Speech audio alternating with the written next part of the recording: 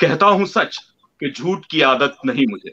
अस्सलाम वालेकुम दोस्तों, अजीज और रफीको, कैसे मिजाज है आपके। मैं अजीमुर रहमान उस्मानी एक बार फिर आपके सामने हाजिर खिदमत हूं। और आज मेरे साथ मेरा एक बहुत ही प्यारा सा दोस्त मौजूद है। और दुनिया के कठिन तरीन कामों में से एक काम यह भी है कि आप अपनी दोस्त की खुद तारीफ करें। यानी दोस्त के बारे में तो बताया जाता है कि यार तू कितना कमीना है, ठीक है, तुझे जो है ना नाकारा आदमी है तू। लेकिन भाई ये दोस्त मेरा, इसका जर्नी इतना गैर मामूली है। इसका जो एक कहना चाहिए एक ट्रांजिशन, एक सफर, चाहे वो शऊर के एतबार से हो, करियर के एतबार से हो, जिंदगी के एतबार से हो, उसमें इतनी नुदरत है कि मुझसे ये नहीं रहा गया कि इस चैनल पर मैं लोगों को इनवाइट करूं और अपने दोस्त की कहानी आपको ना सुनाऊं। तो आज मैंने उन्हें दावत दी है। पहले थोड़ा सा तारुफ दे देता हूँ। हो सकता है कि शक्ल से आप उन्हें इतना ना जानते हो, लेकिन उनके काम से आप खूब वाकिफ है। यानी अली इमरान जो मेरे दोस्त हैं, आज मेरे मेहमान हैं। और इनकी बहुत सारी पहचानें मौजूद है। यानी इनकी जो सबसे बड़ी वजह शोहरत है, वो तो जो सिटकॉम्स चलते हैं, हमारे ड्रामास चलते हैं, बहुत जबरदस्त, एक के बाद एक कामयाब तरीन ड्रामे लिखे, संजीदा ड्रामों में भी नाम बनाया, लेकिन उससे बढ़कर मज़ाह जब लिखा तो जिसे कहते हैं ना छा गए, तो वो वाली बात है। तो मैं और तुम ड्रामा बहुत मशहूर। उसके बाद नादानिया, जो आप जानते हैं, निदा यासिर और यासिर साहब की जो उसमें एक्टिंग है और तमाम मामलात हैं, वो किसी से छुपा हुआ नहीं है। और इस वक्त जो एक निहायत मकबूल ड्रामा है, और मैं जानता हूं कि आप सब उससे वाकिफ हैं, वो है बुलबुले। तो बुलबुले के खालिक, बुलबुलों को तहरीर करने वाले यही हजरत है, आयशा वाशे। तो ये मौजूद है हमारे साथ। इसके अलावा इसकी बहुत सी शनाख्तें हैं। दो किताबें लिख चुके हैं बतौर शायर। तो यानी अली से, इमरान से मेरी ये जो एक दोस्ती है, इसमें शायरी का भी बड़ा हाथ है। जब पाकिस्तान जाता हूं तो ऐसा नहीं होता कि एक नशिस्त अली इमरान के घर पर हमारी ना जमे और उस दिन मुशायरा ना हो। वो रात भर का मुशायरा हो कि आधी रात का मुशायरा हो, लेकिन वो एक दोस्तों की महफिल हमारी जरूर जमती है इस लिहाज से। तो शायर हैं। अपना आगाज इसने थिएटर से और रेडियो से किया, और उसके बाद अपनी एक पूरी ट्रांजिशन के साथ टेलीविजन में कामयाबी हासिल की। ARY से कौन वाकिफ नहीं है, ARY डिजिटल नेटवर्क के कंटेंट हेड हैं। तो जिसको शिकायत है ARY से कि यार ये कैसा कंटेंट चला रहे, तो देख ले, गौर से देखें इस शख्स को।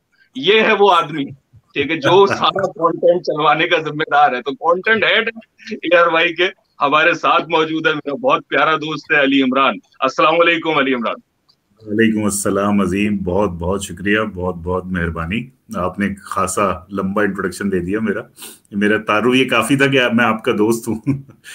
बाकी मजीद तकल्लुफ से काम लिया आपने। नहीं, ये मुझ पर भी बड़ा गिरा गुजरा है। मैंने बताया ना कि यार तारीफ करना दोस्त की ना, तू कितना अजीम है, कितना अच्छा है तू, तो ये बड़ी मुश्किल काम है। आपने लेकिन उसी से बहुत बचने के शुक्रिया। लिए अपना नाम ही अजीम मुंतखब किया। हाँ, मैंने कहा यार, वो कहते हैं ना कि अगर किसी की बीवी अपने शौहर को अजीम कहती है तो लाजमन उस आदमी का नाम भी अजीम ही होगा।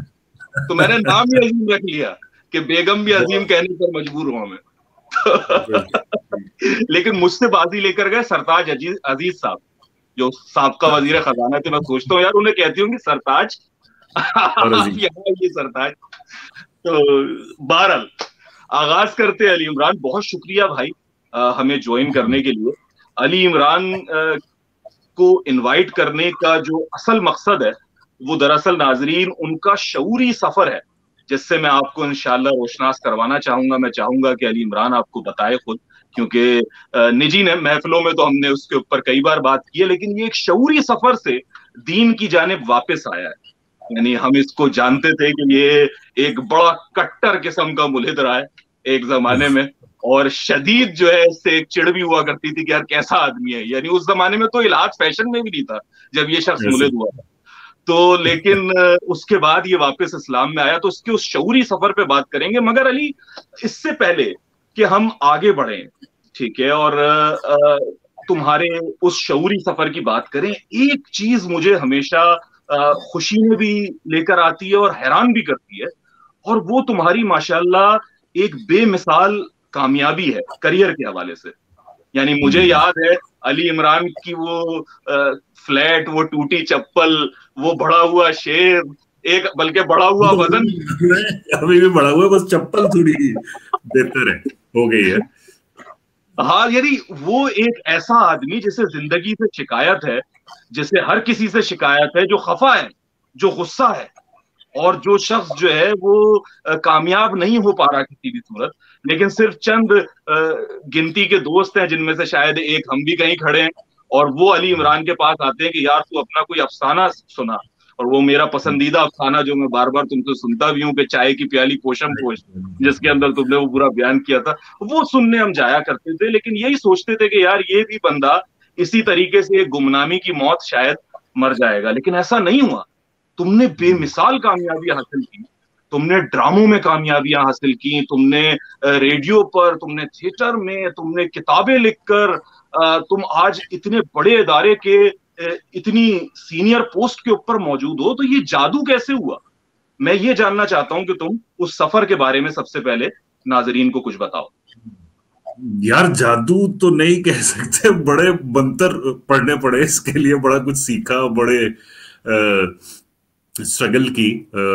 और मुझे ये लगता, मुझे हमेशा से अजीम, मतलब तुम मुझे बहुत अरसे से जानते हो, उस वक्त भी जब मैं स्ट्रगल कर रहा था, मुझे कहीं ना कहीं ये यकीन तो नहीं था, ये उम्मीद नहीं थी कि मैं कुछ कर पाऊंगा जिंदगी में, लेकिन मैं खुद को जानता था। तो मुझे ये लगता था कि मैं कम से कम जो सोचता हूं, जो कहता हूं, या जो कहने की कोशिश करता हूं, मैं वो डिलीवर कर दूंगा। कब करूंगा कोई टाइमलाइन नहीं थी, और इसी वजह से फ्रस्ट्रेशन भी होती थी जब आपके पास कोई टाइमलाइन ना हो और चीजें आपको आपको बेचैन करती हों, आप करना चाहते हो कुछ और ना कर पा रहे हो। तो ये तो रहा था शुरू में भी। और ये जो एग्रेशन था मेरा, जो मुझे अब लगता है कि वो जो गुस्सा था, या जो मेरे अंदर भरा हुआ था, वो बड़ा काम आया यार। और जो एक चीज बड़ी अजीब और गरीब, कि मुझे जो ये लगता था कि मैं इससे बेहतर लिख सकता हूँ, या मैं इससे बेहतर डिलीवर कर सकता हूँ, उसने मुझे बड़ा आगे बढ़ाया। आज मैं इस तरह नहीं सोचता, मैं लोगों के काम की बड़ी रिस्पेक्ट करता हूँ, करने लगा हूँ वक्त के साथ साथ, जैसे जैसे समझ आई, शऊर आया। लेकिन उस वक्त मैं ये जरूर सोचता था कि यार मैं इससे भी बेहतर हूँ, मैं इससे भी बेहतर हूँ, और या मैं बेहतर कर सकता हूँ उनसे, जो लोग किसी जगह पर थे उस जमाने में, उस मकाम, किसी मकाम पर थे। तो उसने बड़ी उम्मीद दी कि यार जब ये कर सकता है तो मैं भी कर ही सकता हूँ। सही। हाँ, ये जादू तो बिल्कुल भी नहीं था, मैं नहीं कहूंगा, क्योंकि वो पूरी अपनी स्ट्रगल की जो है वो बेइज्जती करने के बराबर है। कि अगर आप इस चीज को ये कहते कि रातों रात कुछ भी नहीं हुआ, वो तुम्हें भी पता है, मैंने कुछ 10-12 बरस जो है बड़ी। और वो जूतियां जो तुम कह रहे थे कि वो टूटी हुई चप्पलें, वो ऐसे ही नहीं टूटी भाई। बड़ा पैदल सफर हाँ, करते थे बहुत हम एक सख्त था। शहर से दूसरे प्रोडक्शन हाउस तक। तो वो सारी चीजें थी मेरे ख्याल में, और वो हर इंसान की जिंदगी में आते हैं उस तरह के मसाइल और स्ट्रगल, एक फेज तो आता ही है। आप देखें, जब भी मैं आज ये कहानी सुनाने के काबिल हो गया हूं, तो मेरी कहानी बड़ी हो जाएगी। बहुत सारे ऐसे लोग हैं जो सामने नहीं आते, हालांकि बड़ी बड़ी कहानियां उनकी, ऐसा ही लेकिन है। चूंकि चूंकि वो सुनाने के काबिल नहीं हो पाए बेचारे, तो उनकी कहानियां भी छोटी लगती। सही सही। लेकिन फिर भी अली, मैं ये देखता हूं कि इमरान एक ऐसा इंसान था जो जिंदगी में कोशिश किए चला जा रहा था, और इस बात पर नाराज था कि भाई उसकी कोई कदर नहीं है। यानी वो हम्म। जहां जाता है अपने काम को लेकर, और हम जानते थे, यानी चूंकि हम्म। हम हमेशा से एक अदबी हलके से तो वाबस्ता रहे थे, मैं फन खिताबत से जुड़ा हुआ था, और हमारे दीगर जो दो लोग थे उनमें से कुछ नसर निगार थे, कुछ शायर थे। तो जितने भी हमारे ये दोस्तों का हल्का हुआ करता था, जो मिला करता था, हम्म। अब मेरा नहीं ख्याल कि तुमने फन खिताबत में कोई बहुत काम किया है, लेकिन उसके हम्म। बावजूद हम अदबी हवालों से, कि जो उर्दू जबान से शगफ रखते हैं, जो पसंद करते हैं कि भाई अदबी काम हो, वो आपस में जुड़ते थे, और हम ये देखते थे कि यार ये लड़का वाकई अल्लाह ताला ने इसे ऐसी सलाहियतों से नवाजा है, और ये हम में से बेहतर जो है वो महसूस होता है। या ये कहिए कि जो अफसाना निगारी की सिन्फ है, कम अज कम, यानी मैंने जो तुम्हें सबसे ज्यादा पसंद किया वो बतौर शायर हम्म। बाद में किया, अफसाना निगार हम्म। पहले किया, जो तुम अफसाने हम्म। लिखते थे, क्योंकि उसमें एक थॉट प्रोसेस है। यानी एक ऐसा आदमी जो ओरिजिनल थॉट रखता है, जो सोच सकता है, जो क्रिएटिव है, लेकिन उसके बावजूद उसकी कोई कदर नहीं है, कोई उसे नहीं जान रहा। तो क्या हुआ ऐसा? यानी मुझे याद है कि तुम अपना एक पूरा एक मुझे सफर भी सुनाया करते थे। अगर तुम्हें गिरा ना गुजरे तो मैं चाहूंगा कि आज तुम वो शेयर करो हम सब से। और वो खून करने वाला जो पूरा मामला था, और मुझे यकीन है तुम्हारी याददाश्त में वो मौजूद है, तो प्लीज उसको अवॉइड ना करो और सुनाओ। अच्छा। यार, जिस वाकये का आप जिक्र कर रहे हैं, ये हमारे मेरे बड़े अजीज हमारे उस्ताद गुलजार साहब, मैं खैर उनको बाउंड्रीज में तो नहीं बांधता कि इंडियन डायरेक्टर या फिल्म मेकर, बहुत बड़े इंसान, भी बहुत बड़े इंसान हैं, फिल्म मेकर, शायर, अफसाने निगार। मुझे अच्छा बहुत अर्ली स्टेज पे, जैसे कि हर इंसान को शौक होता है, मैं आईने के सामने खड़े होके अमिताभ बच्चन के डायलॉग्स बोला करता था भाई।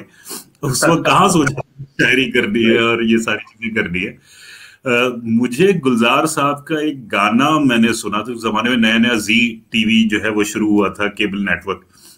उस पे एक गाना चला था गुलजार साहब का, तुझसे नाराज नहीं जिंदगी हैरान हूं मैं। हैरान हूं मैं, क्या खूबसूरत शायरी है उसकी। नसीरुद्दीन शाह का एक इंटरव्यू था जो मैं देख रहा था, और बैकग्राउंड में ये गाना कहीं जो है वो ओवरलैप हो रहा था। तो मुझे कहीं इस गाने ने जो है वो पकड़ लिया, इसकी जो धुन थी, जो इसकी शायरी थी। तो फिर मैंने जस्तुजू में सर्च किया कि अच्छा भाई ये गुलजार साहब हैं जो इसके लिरिसिस्ट हैं। तो अब वो चूंकि पढ़ने का तो शौक था मुझे, तो हम चले गए उर्दू बाजार, वहां पे पूछना शुरू कर दिया कि भाई, हम मुझे लगा कि यार एक आदमी जो लिरिक्स इतनी खूबसूरत लिखता है, यकीनन वो साहिब किताब शायर भी होगा। और वो थे उस वक्त पाकिस्तान में, जाहिर है उनकी वो उस वक्त तक किताब पब्लिश नहीं हुई थी कोई। तो हम जहां जाके पूछे कि भाई गुलजार साहब की कोई किताब है, तो आगे से जवाब मिलता है कि गुल्लार आफरीन की हाजी भरी पड़ी है। तो गुलजार भाई गुलजार एक शायर है। तो खैर वो उस वक्त जो है वो इतना ज्यादा लोगों में, मतलब पाकिस्तान में वो पब्लिश नहीं हुए थे, डिस्ट्रीब्यूट नहीं हुए थे उस तरह। तो बहरहाल, तो मैंने उनके बारे में पढ़ना शुरू किया, उनकी मूवीज देखनी शुरू की, उनके गाने सुनने शुरू किए। तो मतलब मुझे इस आदमी से मोहब्बत हो गई। और फिर मुझे ये लगा कि यार ये वो डिक्शन है जो हमेशा से, मैं जब लिखना शुरू किया था, लिखना भी क्या शुरू किया था यार, होता ये था कि हम उस जमाने फर्स्ट ईयर सेकंड ईयर में थे, और आपको पता है वो लड़कपन का जमाना होता है, खवातीन को इंस्पायर करने के लिए हम शायरी, क्योंकि उस जमाने में होता ही था कि भाई जो शायर होता है उसकी बड़ी कदर होती है खवातीन में। फरत अब्बास शाह भी एक जमाने में पॉपुलर थे उस जमाने में।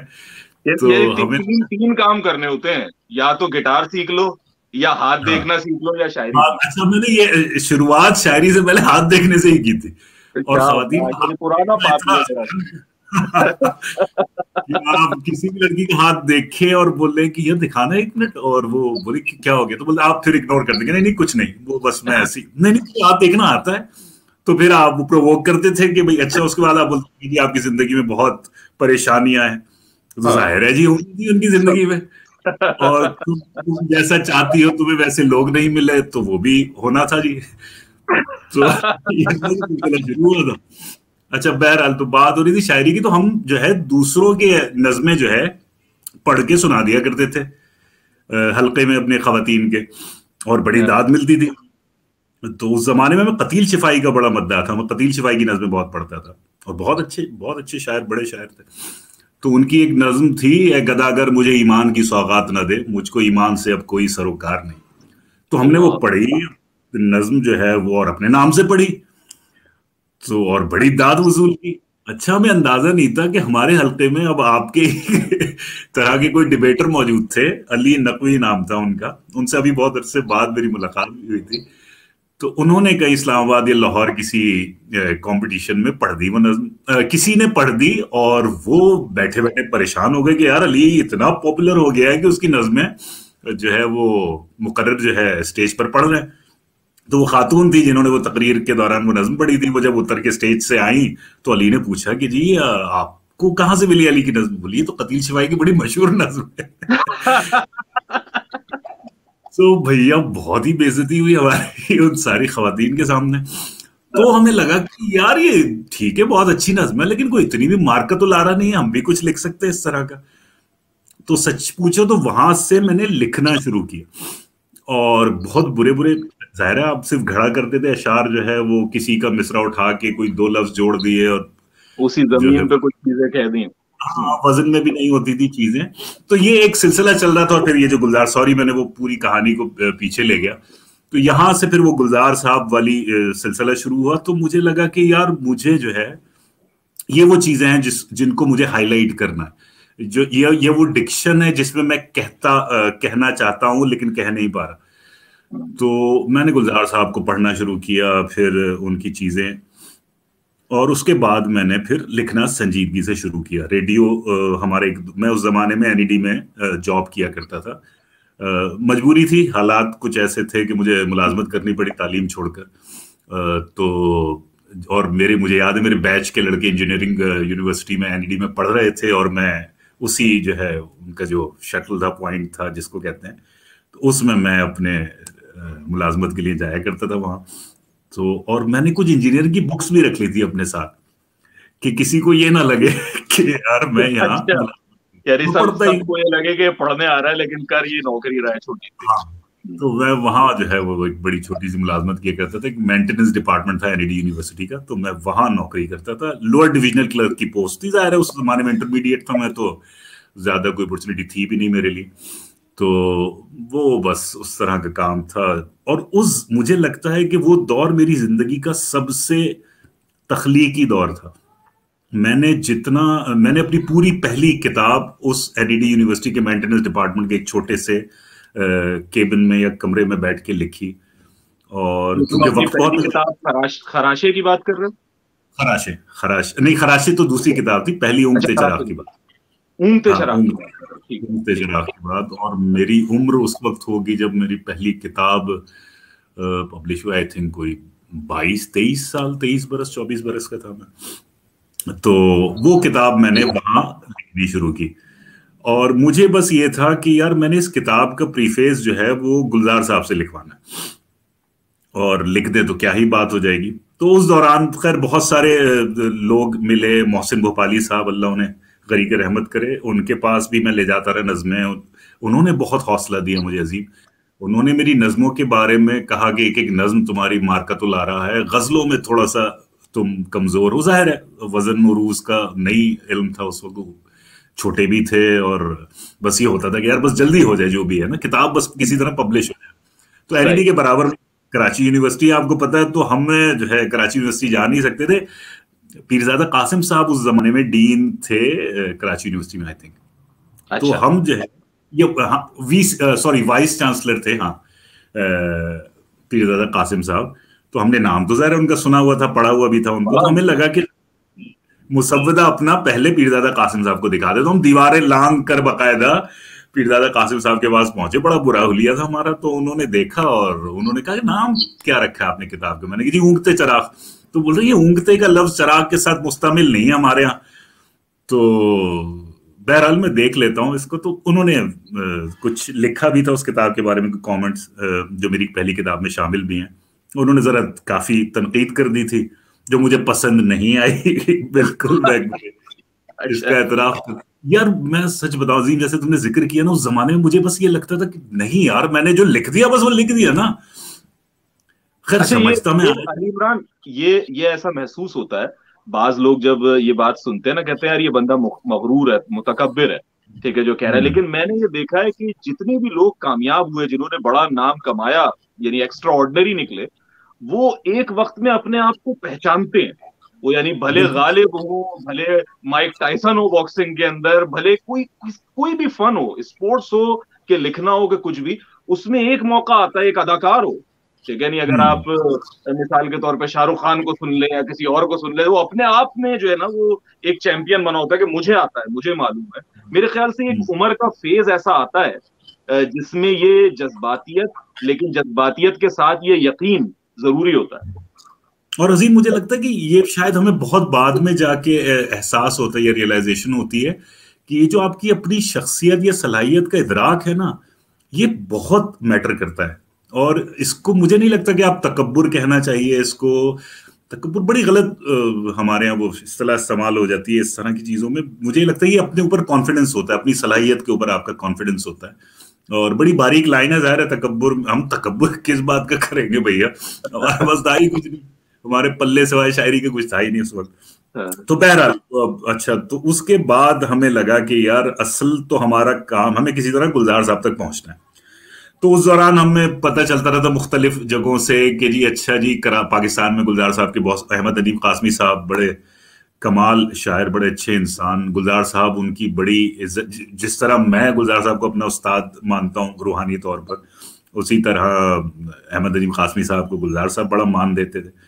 तो अहमद अदीब कासमी साहब कराची में एक मुशायरे में आए थे, मैंने उनसे मुलाकात की, जी मुझे गुलजार साहब का नंबर चाहिए। तो उन्होंने बड़ी शफकत से कहा कि बेटा मैं उनसे पूछ कर इजाजत लेकर आपको बताऊंगा। अच्छा, उन्होंने कह तो दिया, मेरा दिल बड़ा भी हो गया, बाद में मुझे ख्याल है मेरे पास तो अहमद अदीब कासमी साहब का नंबर नहीं है। मैं उनसे कांटेक्ट करके पूछूंगा कैसे कि आपने उनसे इजाजत ली है नहीं। तो बहरहाल ये सारी चीजें होती रही। फिर मुझे याद है उस जमाने में पीटीसीएल जो फोन हुआ करते थे उस पे वो डायल वाले, और उसमें ताले लगाया करते थे उस जमाने में, क्योंकि हाँ, कॉल वो बुक छोटा कर। सा ताला लगा होता था।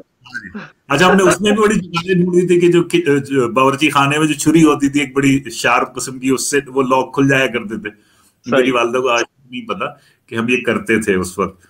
तो अब इंटरनेशनल कॉल मिलाना जाहिर है उस जमाने में, और हम माली हालात भी ऐसे नहीं थे, तो फोन में वो ताला लगा रहता था। तो अब वो किताब जब कंप्लीट हो गई, मुझे, मैं सिर्फ इंतजार में इसके था कि गुलजार साहब से किसी तरह मेरा राब्ता हो जाए। तो मुझे याद है कि वालदा एक रोज घर पे नहीं थी, और मैंने वो टेलीफोन किसी तरह खींच के अपने कमरे तक लेकर आया, दरवाजे के नीचे से तार खींच के बाकायदा, और इत्मीनान के साथ की छुरी से उसका ताला मैंने खोला, और मैंने कॉल बुक करवाने के लिए, अब मुझे याद भी नहीं वो नंबर क्या था जहां से उस वक्त बुकिंग हुआ करती थी कॉल्स की। तो एक अल्लाह का वली कोई बैठा हुआ था अजीम, मुझे तो लगता है कि कुछ बहुत सारी चीजें कनेक्ट होती है, या कुछ चीजों ने होना होता है उस तरीके से। तो वो बंदा ऐसा ही। बैठा हुआ, और कोई बहुत ही कोई साबिर आदमी था। मैंने उस जमाने में इंटरनेट पे कैफेज में बैठ बैठ के गुलजार साहब के कोई 17 18 या 20 के करीब टेलीफोन नंबर, जो अब रैंडम किसी वेबसाइट्स पे, इंडियन वेबसाइट्स पे अक्सर मिल जाते हैं सेलिब्रिटीज के, स्टार्स के, तो सब उनके नंबर्स मेरे पास कोई 20 21 नंबर से गुलजार साहब के। तो मैंने उस बंदे को कहा कि जी ये मेरे पास कुछ नंबर हैं, तो प्लीज आप ये मुझे कॉल बुक करवा दें हिंदुस्तान में, और 3 मिनट की कॉल बुक करा दें। तो उन्होंने नंबर लिया मुझसे, थोड़ी देर बाद कॉल आई, तो उन्होंने कहा कि नहीं जी ये नंबर तो एग्जिस्ट ही नहीं करता। फिर मैंने 2 3 नंबर और बताए, फिर उस बंदे ने कहा कि जी माजरत इसका सर्किट नहीं है, या जो भी उनकी टर्म थी। तो उसके बाद मैंने उससे रिक्वेस्ट की कि मैंने कहा भाई मेरे पास ये कुछ 14 15 नंबर और हैं, और आप इनमें से जो नंबर भी लग जाता है मेरी बात करवा दीजिए। तो अजीम वो उसके कुछ वो एक टाइम था ना, वो बड़ा कठिन था मेरे लिए। तो कोई 1.5 2 मिनट बाद उस मेरे फोन बजता है, और मैं फोन उठाता हूँ, और उस बंदे की आवाज आती है कि जी एक नंबर मिल गया है, आप बात कर लीजिए। तो अब मुझे पता ही नहीं था कि दूसरी तरफ कौन होगा, तो दूसरी तरफ कौन से है? आवाज आती है, हेलो जी, मैंने कहा जी अस्सलाम वालेकुम, मैं कराची से अली इमरान बात कर रहा हूँ, मुझे गुलजार साहब से बात करनी है। तो दूसरी तरफ से आवाज आती है, जी बोल रहा हूँ। तो उसके बाद जब ये जुमला सुना कि मैं जी बोल रहा हूँ, उसके बाद मेरी बोलती बंद हो गई, और मुझसे कुछ कहा नहीं गया, मेरी आंखों से आंसू रवा हो गए। तुम तो पहले ही उनके इश्क में गिरफ्तार थे। हाँ, और बाकायदा इश्क में गिरफ्तार। मैं इसके बाद भी बताऊंगा कि वो बाकायदा, मुझे आज लगता है कि वो वाकई बड़ा इश्क था मेरा उनके साथ, तो है अभी भी। तो उनसे मैंने रिक्वेस्ट की कि जी ये सिलसिला है, और मेरी, उन्होंने मुझसे बड़े मोहब्बत से कहा कि बेटा मैं काफी मसरूफ हूं। मैंने कहा जी मुझे अंदाजा है, मैं अपनी किताब आपको भेज रहा हूं, ये अपना वक्त खुद ले लेगी आपसे। ओहो। तो अजीम ये जो मैं बात कर रहा हूँ ना, ये जो अगेन ये कोई, अब गुलजार साहब के सामने क्या तकब्बुर होगा भाई। तो एक ये मुझे लगता एक है ये जो लड़का जिसकी अभी कॉन्फिडेंस, कोई किताब शाये नहीं हुई है, 21 22 साल का बिल्कुल लड़का, वो ये कह रहा है गुलजार साहब को फोन करके, जिन तक पहुंचना मेरे ख्याल से बड़े बड़े दानिश्वरों के लिए मुमकिन नहीं होता, उनको फोन करके कह रहा है मैं किताब भेज रहा हूँ और ये किताब अपना वक्त खुद ले लेगी। जी। तो वो गुलजार साहब ने बाद में मुझे कहा कि यार वो जो तुम्हारा एक जुमला था ना, उसने मुझे मजबूर कर दिया कि मैं तुम्हारी किताब पढूं। तो मैंने फिर वो किताब उन्हें भेजी। गुलजार साहब ने अपने दफ्तर का नंबर मुझे दिया, अपने घर का नंबर दिया, दफ्तर की टाइमिंग्स मुझे बताई, ईमेल एड्रेस, वो सारी चीजें एक्सचेंज हुई। और उसके बाद मैंने कुछ कुछ अरसे बाद, अब ज़ाहिर है उतावला तो मैं हो रहा था कि यार मुझे सिर्फ ये था कि वो पढ़ के क्या उनका रिस्पॉन्स होता है। तो मैंने कोई 15-20 दिन बाद उनको एक ईमेल की। अच्छा, वो गैजेट्स वाले आदमी नहीं है, वो आज भी मोबाइल फोन उन्होंने कुछ अरसे पहले ही वो मजबूरी में रखा है, वरना वो मोबाइल फोन तक यूज नहीं करते थे। वो चिट्ठियों वाले आदमी, मैं उन्हें हैंड रिटन खत भी लिखा करता था। तो मैंने उनको ईमेल की कि जी आपने वो पढ़ा, तो उनका जवाब आया कि नहीं अभी मैं पढ़ नहीं पाया। तो मुझे लगा कि अली इमरान साहब उन्होंने पढ़ ली है और आपकी जो है शायरी इस काबिल है नहीं कि उसमें कमेंट करे, और चूंकि इंतहाई नफीस आदमी है तो उसके बारे में वो कुछ कहना भी नहीं चाह रहे ज्यादा।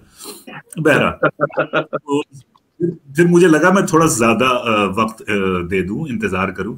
तो मैंने कोई महीना 1.5 महीने बाद, चूंकि मैं अपने हिसाब से तैयारी कर चुका था कि भाई मैंने अपनी किताब अपनी जन्मदिन के रोज जो है पब्लिश करनी है, वो मुझे लग रहा था कि वो हो नहीं पाएगा।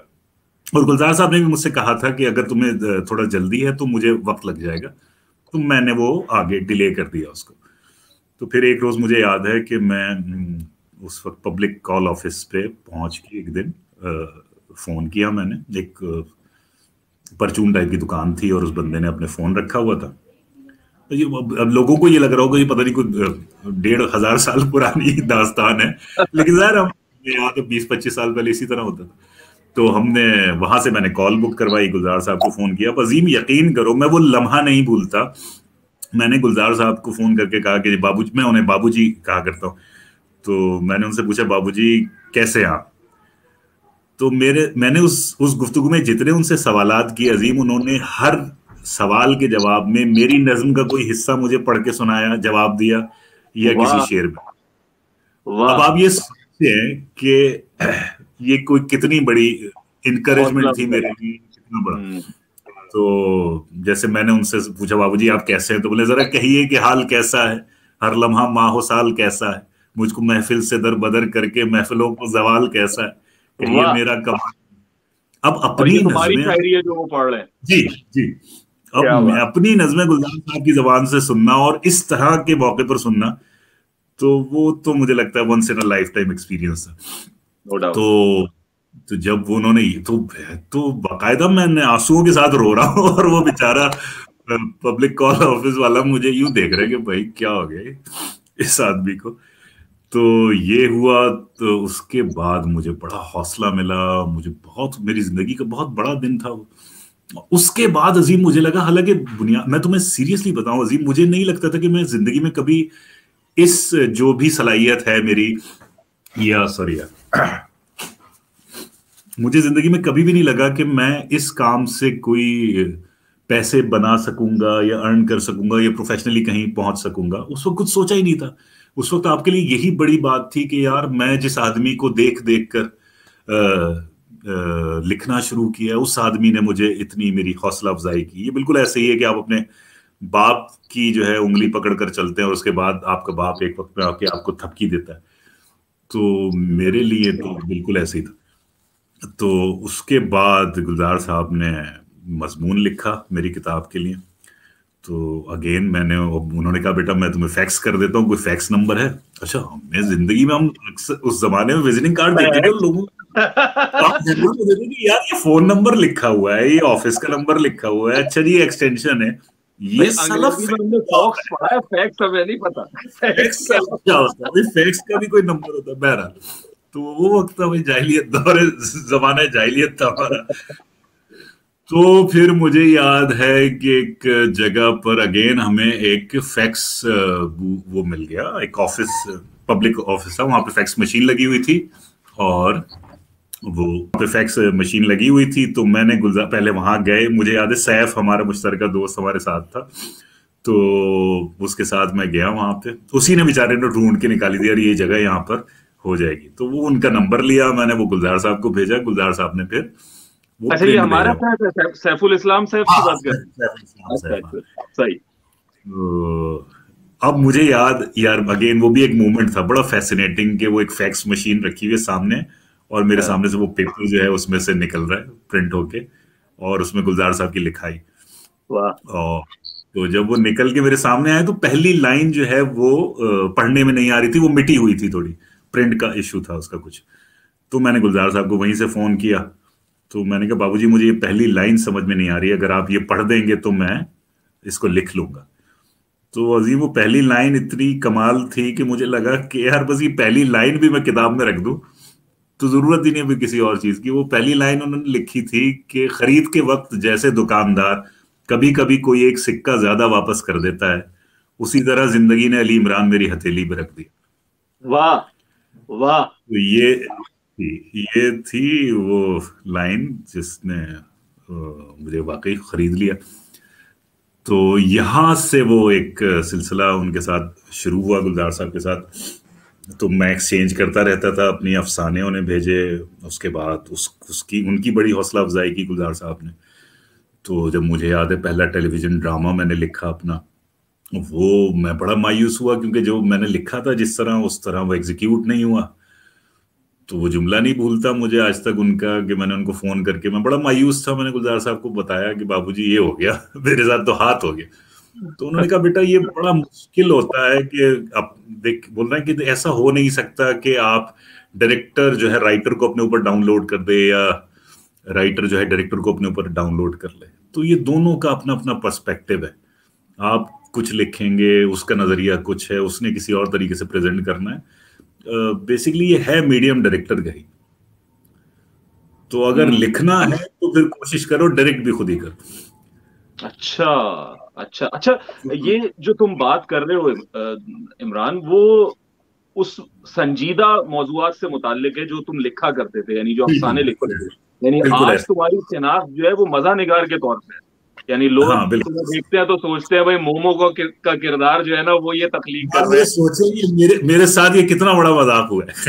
यानी ये कोई कोई अंदाजा नहीं कर सकता कि यानी दुनिया का हाँ संजीदा तरीन लिखने वाला आदमी, यानी हाँ। मेरे तो मुझे समझ नहीं आया कि यार अली इमरान तुमने ये लिखा है। यानी हम्म, ठीक है, बहुत कामयाब हो गया, बहुत सारा हम्म, कुछ है, जबरदस्त लिख रहे हो तुम उसमें। लेकिन जिस हम्म, अली इमरान को मैं जानता हूँ वो तो एक तख्लीक कार है, वो तो एक कहना चाहिए कि जिंदगी की तकलीफों से गुजरता हुआ, यानी उसकी हम्म। सिसकियों में लिखने वाला इंसान है। यानी उसकी हाँ, बिल्कुल। तहरीर चीखती है तकलीफ के साथ, और यहाँ मामला ही जुदा यार मैं तो बाकायदा अजीम, मैंने हम थिएटर जब करते थे मैंने जिंदगी, मुझे ऐसा नहीं कि मैं लिखना नहीं चाहता था कॉमेडी, मुझे नफरत थी मिजा लिखने से, बाकायदा है। नफरत। मैंने अपनी जिंदगी में उस वक्त तक किसी मिजा निगार को नहीं पढ़ा था। मैंने कोई कॉमेडी शो, अच्छा मजे की बात मैं आपको ये बताऊं कि मैंने आज तक फ्रेंड्स का एक एपिसोड नहीं देखा है। मैंने कोई हम्म। इंटरनेशनल सिटकॉम नहीं देखा है। तो अब और अच्छा मेरा मिजा भी, क्योंकि मुझे आता नहीं था मिजा लिखना, और हम तो वही बातें जो दोस्तों में गपशप लगती थी मैंने उसी तरह की चीजें बनानी शुरू कर दी। और वो ये मेरे लिए बड़ा सरप्राइज था कि लोगों को वो पसंद आ गई, लोगों को उस पर हंसी आ गई। वरना देखा जाए तो मेरी कॉमेडी बड़ी इरिटेटिंग है। आप चाहे बुलबुले देखें, नादानियां देखें, इतनी कंफ्यूजिंग है वो जुमलों से जुमले निकालना कि लोग इतना अनॉइंग हो जाता है कि यार वो उस पर हंसी कैसे आ रही है लोगों को, लेकिन समहाउ इट क्लिक्ड। और और वो ना सिर्फ ये कि वो क्लिक कर गया अली इमरान, मैंने ये देखा कि उसके बाद जो सीरीज बनी है, यानी हर चैनल के ऊपर कोई ना कोई लिखने वाला बैठा है, लेकिन वो वही ट्रेंड फॉलो कर रहा है कि वो जुमलों में से हाँ, कोई लफ्ज उठाकर और एक कंफ्यूजिंग सिचुएशन करके कि जो है ना उसने एक लफ्ज कहा किसी और मानी में, समझने वाले ने उसे लिया किसी और मानी ने, और सुनने वाले को हंसी आ गई उस बात पर। तो ये शुरू तुम्हारे तरफ से मुझे होता हुआ नजर आया, और इस वक्त तो मेरे ख्याल से एक ट्रेंड बना हुआ यार ये बड़ा गलत, हालांकि मैं हमारे बहुत सारे यंग बच्चे जो लिख रहे हैं मैं उनको और ये नहीं, इसकी वजह ये नहीं है, मैं तो खैर ये नहीं मानता कि कॉपी कर रहे हैं या कुछ, लेकिन मैं हमेशा कहता हूं कि अपना स्टाइल होना बड़ा जरूरी है। क्योंकि ये शायद मेरा अपना एक अंदाज था लिखने का, जिसकी वजह से चीज क्लिक हो गई, या मुझे थोड़ी बहुत भी जो शोहरत इसकी वजह से मिल गई, वो इसलिए कि ये मेरा अपना अंदाज था। मैं उनको हमेशा ये समझाता हूँ कि जैसा भी लिखते हो अपने अंदाज से लिखो, क्योंकि सीख नहीं सकते आप किसी और का अंदाज अपना के। है। मतलब मैं अपनी छींकों पर काबू पा सकता हूँ कि यार मुझे ऐसे छींकना, मैं किसी और को की तरह छींक कर जो है ना उसको जो है वो कहना चाहिए ना, उसमें कोई तब्दीली नहीं कर सकता। सही बात। तो ये बहुत जरूरी है कि आपका अपना एक अंदाज हो, मतलब किसी हर चीज का जो भी आप काम कर सकते हैं उसमें आपका अपना एक अंदाज होना बड़ा जरूरी है। तो वो यार मुझे लगता है वो तुक्का लग गया हमारा कॉमेडी में और चल गया। हालांकि मेरे लिए वो बहुत नहीं, अच्छी खबर तुक्का नहीं। तुक्का तुक्का एक बार लगता है, ठीक है, बार बार नहीं लगता। तुमने माशाल्लाह एक के बाद एक सीरियल्स बनाए और वो लोगों ने हम्म, पसंद किया। नहीं, मुझे याद है, मैं और तुम, मैं देखा करता था नादानियां, मैं हम्म, देखता रहा हूँ। मुझे तो बहुत बाद में पता चला है कि ये अली इमरान लिख रहा है।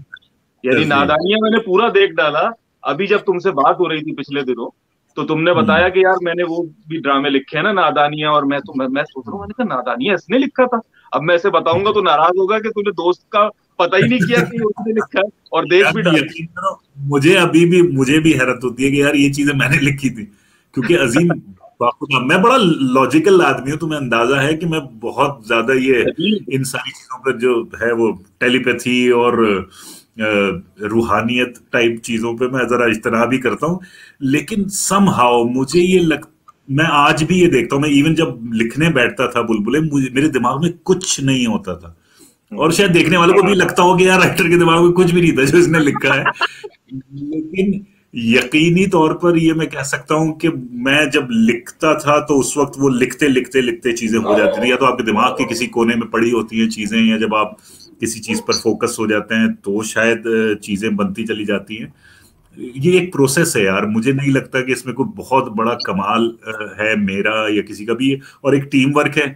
मुझे हम्म। याद है कि की इंस्पिरेशन भी आप देखें, मैं उस जमाने में नुसरत भुट्टो की जिंदगी के ऊपर एक फिल्म लिख रहा था, जो आधी लिख पाया मैं, बहुत बहुत सारे मसाइल हो गए थे उसमें। नुसरत भुट्टो को अल्जाइमर था, तो उनका एक कैरेक्टर बनाया गया था, तो यहां से इंस्पिरेशन आई थी। मुझे लगा कि यार क्यों ना एक ऐसा कॉमेडी, एक कैरिकेचर बनाया जाए जिसको ये प्रॉब्लम हो कि आप बजाय उस चीज को इतना डिप्रेसिंग करने के, आप लाइटर नोट पर उन सारी चीजों को लेकर आए। तो अच्छा। बहरहाल वो एक बन गया, एक बच्चों में कार्टून ही बन गया उसका। लेकिन उसके पीछे थॉट ये थी। तो यानी मैं ये हमेशा किस किस किरदार की तरफ तुम इशारा कर रहे हो?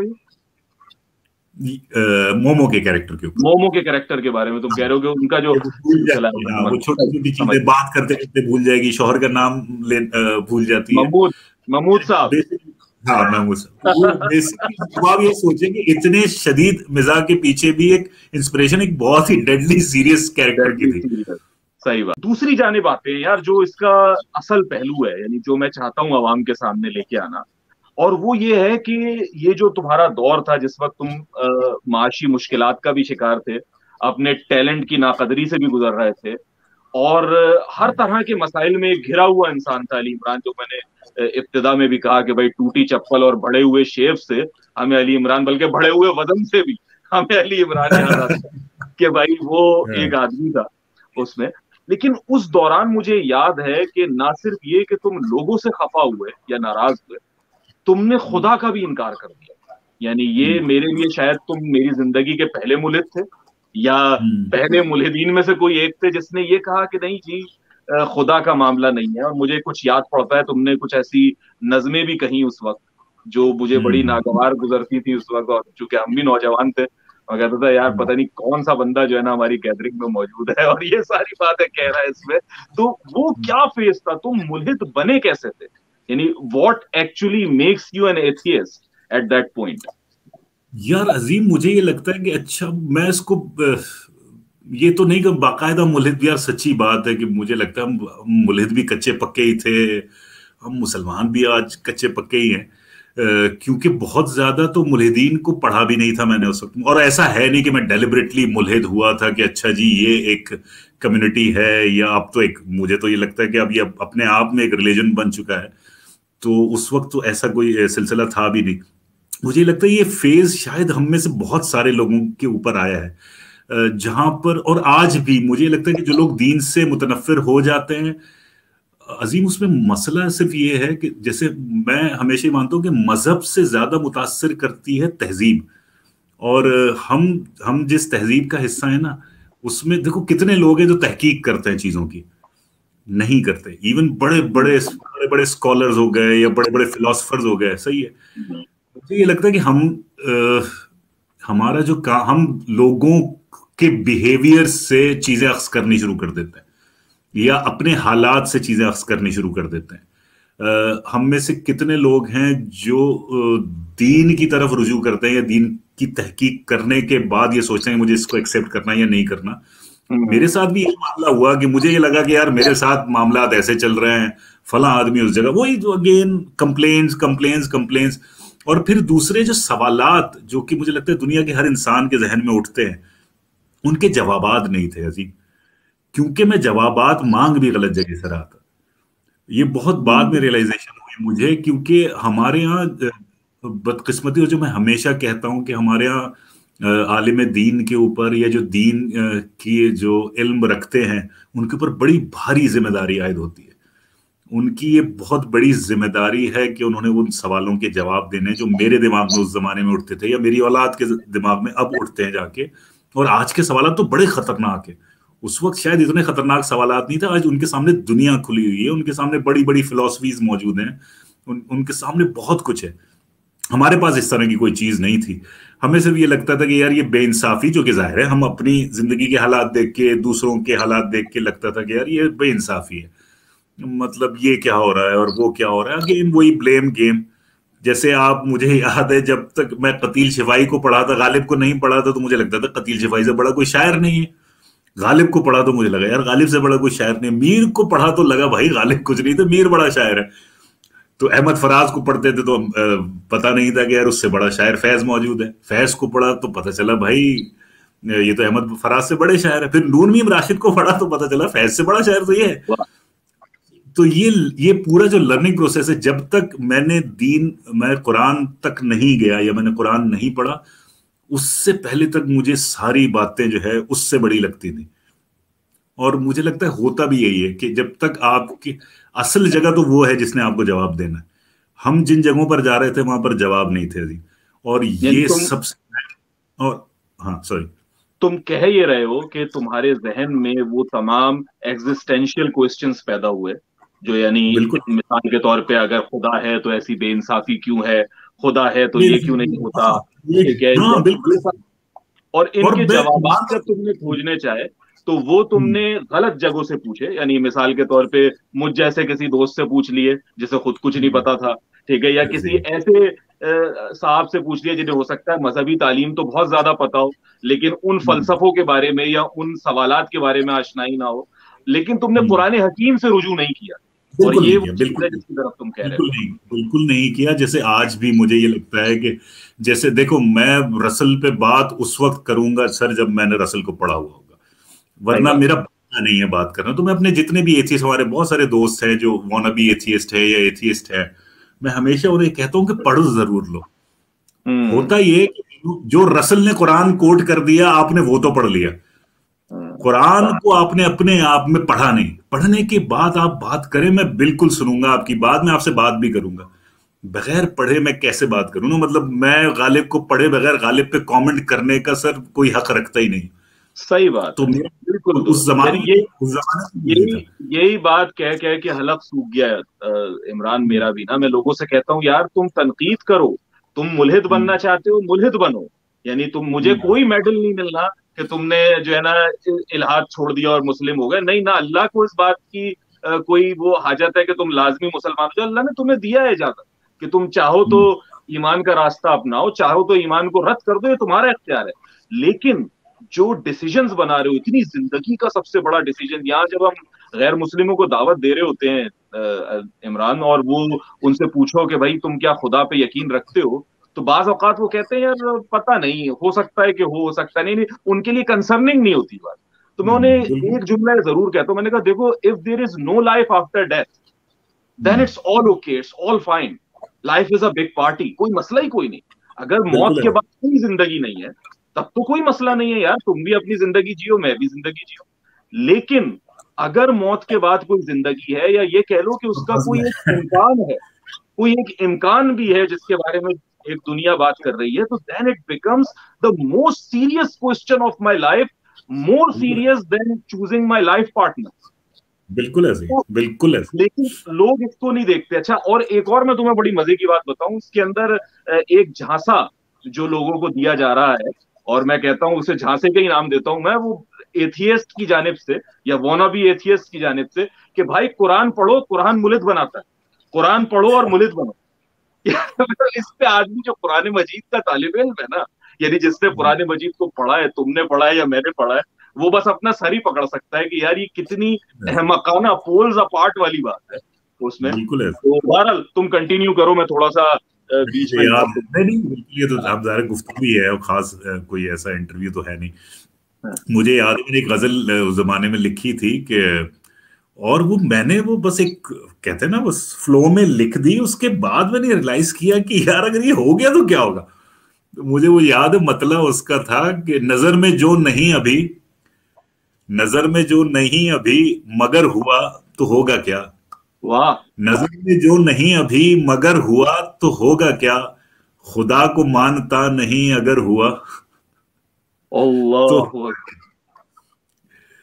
तो मुकर्रर ये भाई, एक दफा और सुनाओ, एक दफा और सुनाओ। नजर, नजर में जो नहीं अभी मगर हुआ तो होगा क्या, खुदा को मानता नहीं अगर हुआ तो होगा क्या। तो होगा क्या। यार इस पे मुझे, इसी जमीन पे मुझे इमरान शमशाद नरमी जो हमारे दोस्त हैं, उनकी हम्म। भी एक मेरे ख्याल से शेर था ना, कि वो जो तकदीर से मुताल्लिक था कि हम्म। मुझे इस वक्त वो याद नहीं आ रहा उसका, जो हालांकि मुझे याद ये है जो हाफिज़ में, इस वक्त मैं उसे तकदीर, फोन नहीं हाँ, करता कि होगा क्या, कि तकदीर में लिखा है क्या, वो इस तरह कहता ना। हाँ हाँ, ये जो तकदीर कर रहा है तू, ये भी ये भी तकदीर में तकदीर लिखा है में क्या। लिखा है क्या। हाँ बिल्कुल बिल्कुल। तो हाँ, अच्छा, ऐसे। अच्छा तो ये तुमने उस वक्त, उस जमाने में ये शेर कहा जिस वक्त तुम बिल्कुल, इल्हाद की वादियों में भटक रहे थे। बिल्कुल ऐसे ही है। और मुझे याद है कि मैंने फिर, क्योंकि मैंने बहुत सारे मुख्तलिफ जब फिलोसफर्स को पढ़ना शुरू किया, ये दोस्तों की गैदरिंग में, उस जमाने में तो जाहिर है वो इस तरह मुहैया नहीं था वो लिटरेचर जो अब हमें बड़ी आसानी के साथ इंटरनेट पे भी मिल जाता है, किताबों की शक्ल में भी पाकिस्तान में मिल जाता है। तो दोस्तों के साथ डिस्कशन होती थी, और फिर मुझे लगा कि यार ये तो कोट ये कर रहे हैं, और आउट ऑफ कॉन्टेक्स्ट कोट करते थे, वो तो पढ़ने के बाद पता चला। हम्म। तो मैंने सोचा कि यार ये बड़े जो है चौड़े होके बता रहे होते हैं, कुरान में ये लिखा है यार, देखो ये क्या, ये तो कितनी बेतुकी बात है यार। ये देखो, मतलब ये अल्लाह की किताब कहाँ से हो गई, इसमें देखो इस तरह कितनी इलॉजिकल बात लिखी है, तो बड़ी गैर साइंसी बात है ये जो बात लिखी हुई है। तो मैंने उसी नजरिए को फरोग देने के लिए आगे कुरान को पढ़ना शुरू किया। यानी और तुम्हारा तुम्हारा टारगेट ये था कि तुमने कुरान को गलत साबित करना है। अस्तगफिरुल्लाह यार, हाँ मतलब गलत साबित करना तो नहीं, बस एक होता है ना कि आपको ये लगा कि यार देखा, मैं जो बात कर रहा हूँ तो ठीक है, ये तो बात ही गलत है जो ये इसमें लिखी हुई है। तो वो ये सही। था, ये था बिल्कुल। मैं आज ये इसको बड़े शर्मिंदगी के साथ जो है एक्सेप्ट करता हूँ। लेकिन अजीम, यकीन जानो कि मुझे ऐसे ऐसे सवालात के जवाब मिले हैं उस किताब में कि मैं शायद आज मैं वो शेयर भी नहीं कर पाऊंगा। बहुत बहुत सारे, और इतनी छोटी छोटी चीजें, मतलब एक बहुत ही बहुत इल्मी कोई ये मिसाल नहीं होगी जो मैं देने जा रहा हूं, लेकिन मैं आपको सिर्फ ये बता रहा हूं कि क्या क्या एक्सपीरियंस हुआ है मुझे। ये कुरान में एक जगह जिक्र था उन कौमों के बारे में जो सिविलाइजेशन की सारी बताई गई है, इस कौम पर हमने अजाब नाजिल किया, और क्या तुम देखते नहीं हो, तुम उन रास्तों पर चलते हो। अब मैं अपने घर में नॉर्थ कराची के एक अपार्टमेंट में, छोटे से अपार्टमेंट में रह रहा हूं। मैंने, भाई मैंने नहीं देखा, तो मैंने नहीं देखा तो मैं तो नहीं मान रहा। तो और ये सवाल अब आया दिमाग में, और बैठे बिठाए वो दिमाग में जो है मोहनजोदड़ो, तो और सिविलाइजेशंस आपके दिमाग में इमेजेस आने शुरू हो गए। तो मुझे लगा यार पहुंची तो है हम तक ये सारे, मतलब हमने देखी तो है ये सारी चीजें। वो राह से गुजरने का मतलब ये नहीं है कि आप उन रस्तों पर पांव रखकर चले, आपके सामने आ रही है वो चीज। तो ये तो बहुत छोटी, मैंने कहा ना कि बड़ी एक बहुत ही आम सी एक मिसाल है, लेकिन ऐसी बहुत सारी चीजें हैं मुझे। और असल में ना कुरान मजीद आपके मिजाज के मुताबिक, आपके इल्म के बिल्कुल मुताबिक, ऐसी, आपकी इल्मी सतह के मुताबिक आपको मुखातिब करता है। बिल्कुल ये ऐसी अजीम। इंग्लिश के ये मैं फिलोसोफर के लिए भी है और दादू के किसान के लिए भी। 100% तुम्हारी इस बात से इत्तेफाक करता हूँ कि मुझे याद है जो सबसे पहले कुरान की कि जिस चीज ने मुझे इंस्पायर किया वो उसका डिक्शन था। क्योंकि वाह। मेरा एक बैकग्राउंड था शायरी का, लिटरेचर का। तो मुझे तो सबसे पहले जो सरप्राइज मिला ना, वो उस किताब के उस उस्लूब का था कि जिस जबान में वो अदबियत में। किताब लिखी हुई है, अदबी मतलब। मैं ये मान नहीं सकता कि कोई भी इंसान जो अदबी जौक रखता हो तो कुरान को झुटला सकता है। अगर आप अदबी जौक रखते हैं, अगर आपका शायराना मिजाज है, अगर आपको जबान की खूबसूरती का या उसकी लताफत का इल्म है, सर बहुत इंतहाई खूबसूरत, मतलब उसका बयान, उसकी लफ्जियात, उसका तरन्नुम, उसका उसकी बहरें, मतलब एक ऐसी, आप सोचे ना कि एक ही बहर में एक सूरत, मतलब खैर उसको उस तरह तो आप नहीं मिसाल दे सकते, लेकिन जो काफिया रदीफ तक इस्तेमाल हुए हुए हैं। और आप ये सोचें कि मजमून, एक जैसे हम नज्म में बांधते हैं मजमून, तो एक नज्म का एक मजमून होता है, इसलिए उसे हम्म नज्म कहते हैं कि आपने नज्म करना है उस मजमून। हम्म। कुरान में आप एक सूरत उठाते हैं सर, जो तारीखी वाकयात भी बता रही है, उसी तरन्नुम, उसी काफिया लतीफ की पाबंदी के साथ, उसी लहजे के साथ, और हाँ, वो जहन्नम के अजाब अजाब भी आपको बता रही है, वो आपकी अब पैदाइश देखो। का प्रोसेस भी बता रही है पूरा, कायनात के राजों पर से भी पर्दा उठा रही है, मतलब आप ये, और लोगों और एक इंडिविजुअल को भी मुखातिब कर रही है, और ये वाह, सारा कुछ एक एक तरतीब के साथ हो रहा है, ये कमाल फन है। सुभान अल्लाह। देखो, ये तुम्हारे लिए दलील बनी। यानी ये हो सकता है जो हमारे नाजरीन है उनमें से जो लोग अदबी जौक ऐसा नहीं रखते जैसे कि तुम्हारा है, कि तुम ये देख सकते हो कि कलाम का हुस्न क्या होता है, तो तुम्हें उस चीज ने कुरान मजीद की मुतासिर किया। मैं जानता हूं ऐसे लोग मौजूद हैं कि जिन्होंने लुगत, और या कहो कि जो जबान की, जिसको आप कहते हैं कि लिसानियात, इल्म लिसानियात के एतबार से, यानी मिसाल के तौर पे नौमान अली खान साहब, कॉलेज हम्म यूनिवर्सिटी के पढ़े हुए एक लड़का, ठीक है, लेकिन वो लिसानियात के एतबार से कुरान हकीम से इतना मुतासिर हुआ, इसी दर्जे में मुतासिर हुआ, और वो उतनी मोहब्बत से कुरान मजीद का बयान करता है कि देखो ये जो लफ्ज इस्तेमाल हुआ है, ये लफ्ज क्यों इस्तेमाल हुआ है। यानी एक तो बिल्कुल। उसका स्टाइल है ना जिसकी तुम तारीफ कर रहे हो, एक ये है कि एक ही मानी के चार अल्फाज मौजूद है, उनमें हम्म से मुख्तलिफ मवाक़े पर कुरान मजीद मुख्तलिफ अल्फाज का इस्तेमाल करता है। तो उस बिल्कुल। लफ्ज की जो हिकमत है, उस पूरे मजमून के एतबार से वो अपने आप में एक मौजूदाती है। तो नौमान अली खान साहब इस पे आ जाते हैं। डॉक्टर इसरार अहमद को देखिए, अपनी सारी जिंदगी, वो खुद भी कहते थे कि निस्फ सदी का किस्सा है, 2-4 दिनों की बात नहीं। तो वो क्या कहते हैं कि यार मैंने कुरान मजीद को पढ़ा, मैंने तो एमबीबीएस किया हुआ था, डॉक्टर आदमी था, तो मैंने कुरान मजीद को पढ़ा, बट कुरान है पजेस्ड मी। हम्म यानी उनका जो वर्ड्स है वो ये कि कुरान ने मुझे पजेस कर लिया। तो तुम कह रहे हो कि तुम हम्म कुरान मजीद को पढ़ने के लिए जब दाखिल हुए हो उसमें, तो तुम्हारा मकसद जो था, अव्वलीन मकसद ये था कि मैं अपना मौकिफ साबित करूंगा, और मेरा मौकिफ क्या है कि कुरान हकीम गलत है, इस्लाम गलत है, ये सारी चीजें सच नहीं है। लेकिन कुरान मजीद का क्योंकि दयानतदाराना मुताला किया, तो उसने तुम्हें अपनी जानिब खींच लिया।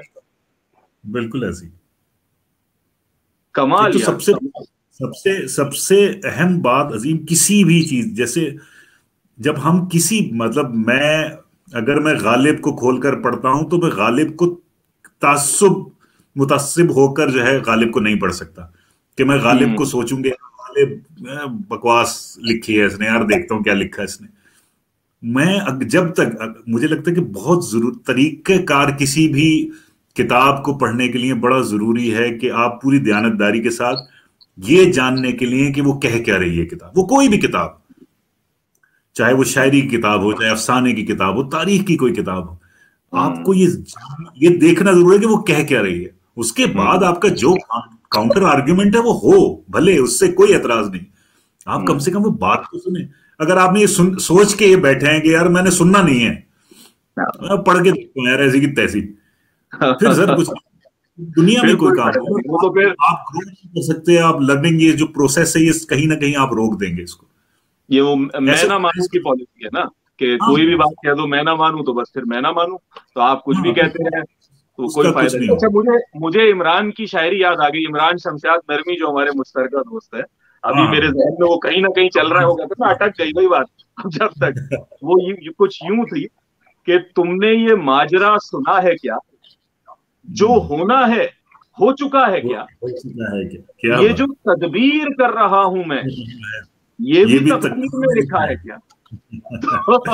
सुभान अल्लाह। तो उसी जमीन के ऊपर, और वो भी हमारे ऐसे दोस्त हैं कि जो इन्हीं एग्जिस्टेंशियल क्वेश्चन से निकले हैं और उसको सोचते हैं, हम्म। समझते हैं, इंशाल्लाह उनको भी किसी बैक टू द टॉपिक, जो हम इल्हाद की बात कर रहे थे, कि तुम जब इल्हाद की वादियों में चले गए, ये तुमने बताया कि उसकी क्या वजूहात रही, ठीक है, और तुमने कुरान मजीद की तरफ जो है वो फिर उसको रुजू किया, और उसने तुम्हें ये समझ दी कि भाई तुम्हें वापस आना है। तो तुम्हारे नजदीक कुरान हकीम पढ़ना कितना जरूरी है, ठीक है, यानी क्या ये वाकई कोई ऐसी शय है कि जिसको हमारी सारी नौजवान नस्ल को पढ़ना चाहिए?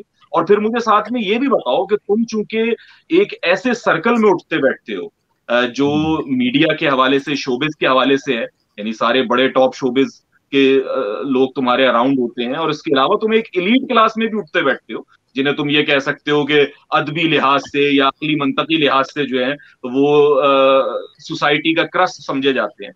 तो उनके अंदर तुम्हें यकीनन इल्हाद भी नजर आता है किसी दर्जे उसके अंदर। तो कुरान मजीद और इनके दरमियान क्या रब्त पैदा हो सकता है, इस बारे में मुझे थोड़े से अपनी तासुरात बताओ।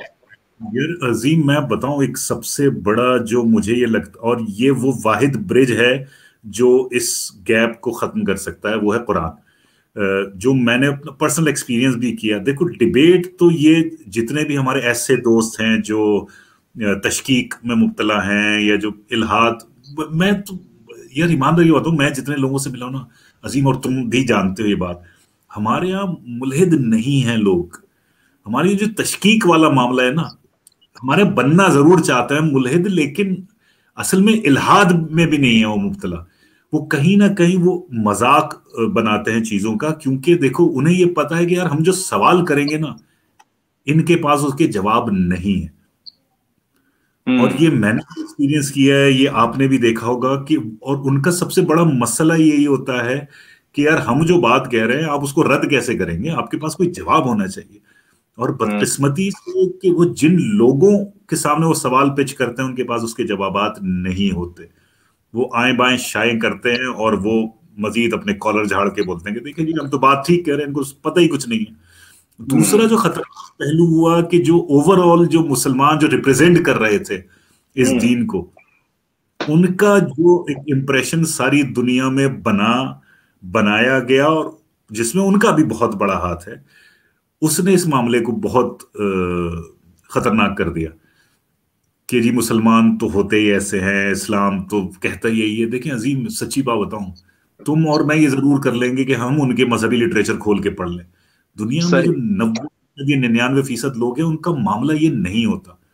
दुनिया में हर इंसान तहकीक, और करना भी नहीं चाहिए, तहकीक हर इंसान करता नहीं है। उसके सामने जो हकायक आ रहे होते हैं वो उनकी बुनियाद के ऊपर अपने रोजमर्रा के डिसीजन ले रहे होते हैं। मैंने इसीलिए कहा कि मजहब से ज्यादा तहजीब असरअंदाज होती है। जो हम्म। कम्युनिटीज हैं, जो रिप्रेजेंटेशन है ना उस दीन की या उस कम्युनिटी की, वो बहुत मैटर करती है। हम यहाँ हमारी बदकिस्मती रही है कि हमने बहुत मार खाई है। दूसरा, जो हम्म। मैं इन लोगों को देखता हूँ, इनके साथ आप जितनी बहस कर लें, इनके इनके सवाल भी इनके अपने नहीं होते। इनके सवाल रसल के उठाए हुए सवाल होते हैं, इनके सवाल फ्रॉइड के उठाए हुए सवाल होते हैं। इनकी फिलॉसफीज इनकी अपनी नहीं होती। जिस तरह हम्म। हम हमारे बहुत सारे लोग जो मजहबी डिबेट करते हैं, उनकी अपनी कोई थॉट प्रोसेस नहीं होता। उन्होंने चार बातें किसी की सुन ली, दो लेक्चर किसी के सुन लिए, उसके बाद वो बैठ के आलिम बन जाते हैं या बातें शुरू कर देते हैं डिबेट। और एक पॉइंट आता है जहां वो खामोश हो जाते हैं, क्योंकि वो कभी काउंटर आर्ग्यूमेंट में गए नहीं है, उनके साथ क्रॉस क्वेश्चनिंग हुई नहीं है। ये तो हम्म। जब दुनिया मैं अपने दीन से कन्विंस नहीं है अजीम, हम कैसे कन्विंस करेंगे किसी को? अगर मैं अपने सही। बाप को देख ईमान ले आया हूं, या उस वो मेरे वालिद अपने वालिद को देखकर ईमान ले आए हैं, तो सर ये तो सिलसिला इसी तरह चलता रहेगा। तो मैंने हम्म। जब किसी मैं कैसे सवाल के जवाब दूंगा जब मेरे दिमाग में जो सवाल उठने वाले सवाल है उनके जवाब नहीं मिल रहे? और ये तो जवाबात मिलेंगे कुरान मजीद से? सिर्फ कुरान से। मैं अपना पर्सनल एक्सपीरियंस बता रहा हूँ कि हमारे एक बड़े अजीज दोस्त, मैं बहुत मोहब्बत करता हूँ उनसे, जाहिर है मैं इस तरह नाम नहीं ले सकता उनका, उनके साथ अजीम मेरी ऐसी ऐसी डिस्कशंस हुई हैं। और मैंने अपना हौसला भी आजमाया, और मुझे ये लगता था कि ये मेरे लिए बड़ा जरूरी, मेरे लिए नहीं उनके लिए भी बहुत जरूरी है। उन्होंने ऐसे ऐसे कमेंट किए हैं दीन पर, खुदा के बारे में, कि शायद कोई और आदमी होता तो वो गुस्से में पागल हो जाता, दोस्ती खराब हो जाती, वो शायद कोई भी इकदाम कर सकता था। मैंने बड़ा सब्र किया, और यकीन करो बीच में अभी ये लॉकडाउन आया तो मैंने एक रोज उन्हें फोन किया, तो उनसे बात हो रही थी, मैंने कहा और क्या हो रहा है आजकल? बोले यार आजकल मैं बड़ा मजे की चीज, इंटरेस्टिंग सी चीज एक पढ़ रहा हूँ। तो मैंने कहा क्या? तो बोले मैं कुरान पढ़ रहा हूँ। वाह। और बोल रहे यार मुझे आपसे जो है ना बहुत सारी चीजों पे है मुझे, अच्छा वो इसका, अच्छा वो डर भी रहा था, वो मुझे कह रहे थे कि ये मतलब ये मत समझिए कि मैं कोई डिसीजन ले रहा हूँ। मैंने कहा नहीं, मैं ये कब बोल रहा हूँ, मैं तो इसकी मुझे खुशी हुई कि आप पढ़ रहे हैं, सही। मुझे आपसे कोई डिसीजन चाहिए भी नहीं इस पे। आप सिर्फ पढ़े उसको, आप पढ़े, उसके बाद हम बैठेंगे ऐसे ही डिस्कस करेंगे उसको। अच्छा, और ये वो आदमी हैं जिन्हों, मुझे याद है कि इनकी इन्हीं की फैमिली में एक डेथ हुई थी अजीम। मैं जनाजे में शिरकत के लिए गया हूँ, तो नमाज जनाजे के लिए जब खड़े हुए तो इन्होंने मुझसे ये कहा, अजीब बड़े मासूम चेहरा, उनका बहुत मासूम शक्ल बना के कि यार मुझे नमाज आती नहीं है पढ़नी। मैंने कहा तो नमाज पढ़नी भी नहीं है, दुआ कीजिए बस, खड़े हो जाए बराबर में। हम्म। तो वो शायद मुझे इसलिए भी बड़ा, मुझसे इसलिए खुल के डिस्कशन कर लिया करते, उन्हें पता था कि मैं बहुत रिजिड नहीं हूं, मैं कोई इस तरह की सही बात। गुस्सा नहीं, नहीं होता, खफा फिर नहीं होता, बात सुन तुम्हारे लेता सफर से भी उन्हें आगाही थी ना, यानी किसी ना किसी हूँ। दर्जे उन्हें पता होगा कि ये आदमी भी जो है वो सिर्फ मौरूसी तौर पे मुस्लिम नहीं है, बल्कि ये एक वैसे ही। सफर से गुजर कर यहाँ तक पहुंचा है। और अजीम यकीन करो मुझे बहुत अभी कुछ अरसे तक भी मुझे रिग्रेट रहा इस बात का कि यार ये काम मैंने क्यों नहीं किया। कि हम्म। मैं उनको, हालांकि मैंने उनसे बहुत डिस्कशंस की चीजों के ऊपर, उन्हें बहुत सारी चीजें शेयर भी की उनके साथ, मैंने कुरान उनके हाथ पे क्यों नहीं रखा। और आप यकीन करिए कुरान उनके हाथ पे एक ऐसे आदमी ने रखा जिसका मैंने उन अपनी इस 20 साल की दोस्ती में उनके मुंह से कभी नाम नहीं सुना था जी। ओहो। उन्होंने कहा कि यार वो एक साहब आए थे मेरे पास, वो हमारे दोस्तों के दोस्त हैं, तो उन्होंने बस उस लॉकडाउन में कहा कि यार तुम बोर हो गए, क्वारंटीन में हो तुम, वैसे भी कोरोना हो गया था उन्हें, तो उन्होंने कहा कि यार ये किताब है, ये पढ़ना तुम्हें वक्त मिले तो। और हम्म। फिर मुझे लगा कि यार चलो कहीं से भी हुआ, लेकिन वो अल्लाह शुरुआत ताला ने एक हुई। रास्ता बनाया। नहीं देखो, तो हमें, ये हम सब ना अल्लाह के उस ग्रैंड प्लान इन एग्जीक्यूशन के अंदर ना छोटे छोटे पार्ट होते हैं। मैं हमेशा इसको जो है ना, यानी जब हम दावत दीन दे रहे होते हैं तो मैं इसे सोइंग द सीड से ताबीर करता हूँ, यानी बीज बोना। हम हम्म अक्सर चाहते ही हैं, इब्तिदा में जब मैं भी दावत दीन दिया करता था तो हम में अंदर एक तो मुकर्रर बैठा हुआ है, तुमने हमें देखा ही है कि हम तो तकरीरें करने वाले आदमी थे। और तकरीर में मुबाहिसे के अंदर तो जीतना होता है, सामने वाले को हम्म चित करना है, उसका रद्द दलील पेश करना है। तो इब्तिदा में मैं यही काम दावत में भी किया करता था कि हम्म सामने वाले को अपने फने खिताबत से और जोर दलील से उसको बिल्कुल चुप करा दिया, उसको सहमा दिया और कहा देखा ना, कायल हो गए, मानते हो बात। तो वो बेचारा हाथ ऊपर करके कह देता हाँ मानता हूँ, लेकिन फिर वो उस पर कायम नहीं रहता था। लेकिन फिर बाद में ये समझ आई कि ये तो मैं बहुत ही खराब चीज कर रहा हूँ, ये मैं दीन की खिदमत जिसे समझ रहा हूँ ये तो दरअसल दुश्मनी है। तो ऐसे ही। फिर वो समझ में आया कि आपको एक भली बात उस तक पहुंचानी है, आपने एक बीज बोना है। फिर अल्लाह पाक खुद देखेंगे कि इस बीज में से पौधा और पौधे का दरख्त कब बनना है, यानी कब वो हम्म अल्लाह ताला अपनी रहमत की बारिश भेजेंगे, किसी शख्स की सूरत में चलती हुई हवा भेजेंगे, किसी और की सूरत में बादल भेजेंगे। ठीक है, और वो सारे लवाजमात मुहैया कर देंगे कि जिसके जरिए वो बीज जो आप ही ने बोया था वो फिर इंशाल्लाह एक कोपल की सूरत में फूट पड़ेगा। तो ये सब अल्लाह के प्लान का एक हिस्सा होता है। और अजीम मैं तो कह रहा हूँ इसके बहुत सारे एंगल बहुत अलग अलग भी हैं, लेकिन यार मेरा तो इस बात पर जाहिर है, अब इतना अरसा गुजारने के बाद इस दश्त में मैं ये बात यकीन से कह सकता हूं कि मैं नहीं समझता कि कोई ऐसा सवाल है हम्म। जो जिसका जवाब ना देता हो आपका दीन, बशर्ते ऐसा ही कि है। आप उसको पूरी दयानतदारी के साथ, आप उस सवाल के साथ भी दयानतदार हो, आप वाकईतन उसका जवाब ढूंढना चाहते हो, ये सबसे इंपॉर्टेंट चीज ये अच्छा ये देखो, मैं तुम्हें बताऊं अली, अभी जो पिछले जो मैंने दो इंटरव्यूज लिए उनमें से एक हमजा अली अब्बासी का था और एक यहाँ पर brain of the year announce हुए आरिफ अनीस साहब, ठीक है, उनका था। और दोनों हजरात ने कुरान हकीम का मुताला किया और उन्होंने ठीक वही बात कही जो तुम इस वक्त कह रहे हो कि है। आपको दयानतदार होना है। यानी बिल्कुल। हमजा ने तो ये बात इतनी दफा कही कि मुझे घबराहट होने लगी कि यार ये बहुत रेपिटेटिव हो गया, कि ये बार हम्म बार कहे चला जा रहा है कि you need to be sincere, you need to be hmm sincere. जब आप कर रहे हैं, हमारे यहाँ सिंसेरिटी का एलिमेंट बाज औकात नहीं होता। फिर कुरान मजीद पढ़ने से मुराद ना वो ऐसा लेते हैं कि जैसे शायद कोई उमरो अय्यार की कहानी है, चलते फिरते सुन ली, ठीक है, जरा सी हम्म पढ़ी, उसके बाद मैं गाड़ी में जा रहा था मैंने हेडफोन में सुन लिया, ठीक है, मैंने पीडीएफ से पढ़ लिया, ठीक है, मैंने हम्म ये सारा कुछ कर लिया और उसके नतीजे में कहते हैं देखो हमने तो पढ़ा है कुरान, हमें तो नहीं मिली इसके अंदर हिदायत। लेकिन कुरान मजीद को पढ़ना और सिंसेरिटी के साथ पढ़ने का तकाजा यह है कि आप उसे कम से कम उस दर्जे में तो पढ़े जिस दर्जे में आपने अपनी डिग्री के सब्जेक्ट्स को पढ़ा है। जो केमिस्ट्री पढ़ी है, फिजिक्स पढ़ी है, बायोलॉजी पढ़ी है, उसके ईमानदारी से नोट्स। बताऊं, मैं ईमानदारी से मैं हैरत ज़दा हो जाता हूँ ये जब लोग इस तरह की जो हीले या बहाने करते हैं। मैंने जब गालिब को पढ़ना शुरू किया, अजीम यकीन करो, मैं लुगत सामने रख के पढ़ा करता था भाई। मुझे हम्म। गालिब को पढ़ना है ना, मुझे गालिब का शेर समझना है, मुझे वो शेर सुनाना है, मुझे वो सही बात। शेर अपने अंदर उतारना। मैं सिर्फ शायरी की मिसाल दे रहा हूँ, एक बहुत छोटी मिसाल दे रहा हूँ। मुझे अगर उसके माने अपने अंदर उतारने हैं तो उसके लिए बड़ा जरूरी है कि वो शेर मुझे समझ आए। सही हम बात। ये सही बात। कहते हैं कि यार मतलब देखो, ये कोई गाली नहीं है कि किसी ने मुंह से निकाली और आपको लग गई सर। सही बात। आपको बोलना पड़ेगा ना, जब आप ये पूरी आपने पूरी जिंदगी, अगर ये मतलब कोई मामूली बात नहीं है। मैं तो कभी कभी मेरे रोंगटे खड़े हो जाते हैं मैं जब सोचता हूं ना कि ये इतनी कोई सेल्फ सेटिस्फैक्ट्री एक स्टेट है ये, कि जहां आप उस प्रोसेस का हिस्सा बन जाते हैं। मुझे याद है कि एक्ट्रेस हमारी है बड़ी, वो भी बड़ी करीबी दोस्त है मेरी, उनके साथ भी हमारी एक डिस्कशन इस तरह की हुई। उन्होंने कहा मैं नहीं कोई ओपिनियन कायम करती खुदा के बारे में, इस कायनात के बारे में, अपने वजूद के बारे में, तो मुझे कोई फर्क नहीं पड़ता ना, मैं ठीक हूं। मैंने कहा यार आप ये बात कैसे कर सकती हैं, आप एक ड्रामा साइन नहीं करती उस कैरेक्टर के बैकग्राउंड को जाने बगैर। सही आप बात। राइटर, आप दिमाग खा जाती है उस राइटर, मेरा दिमाग खाया उन्होंने कि जी अच्छा ये लड़की इस मोहल्ले में क्यों रहती है, इस लड़की की ये फैमिली क्यों है, अच्छा ये लड़की किस यूनिवर्सिटी में पढ़ी है, किस स्कूल में पढ़ी है। मैंने कहा भाई ये कहानी इसकी शादी के बाद से शुरू हो रही है, आपको हम्म। इसका स्कूल क्यों मानना है। वो ये करिए, मुझे ये कैरेक्टर डेवलप करने के लिए मेरे लिए बहुत इंपॉर्टेंट है ये, सही बात। कि सही बात है। मुझे इस कैरेक्टर की ये रूट्स वही पता होनी। सिंसेरिटी है। यानी ये एग्जैक्टली। वही सिंसेरिटी है जो मैं तुम पर साबित नहीं कर सकता, तुम मुझ पर नहीं कर सकते। हमें अपने अंदर ही देखना है, या हमारा रब हमें जानता है। अगर बिल्कुल आप अपने उस ड्रामा कैरेक्टर से सिंसियर हैं, आप उस पर रिसर्च करेंगे। तुम उस शायरी से सिंसियर थे गालिब की, तो तुम लुगत लेकर बैठते थे, पढ़ते थे। ठीक है। आज बिल्कुल। लोग कहते हैं यार हमें वक्त नहीं मिलता, इतना टाइम कैसे निकाले।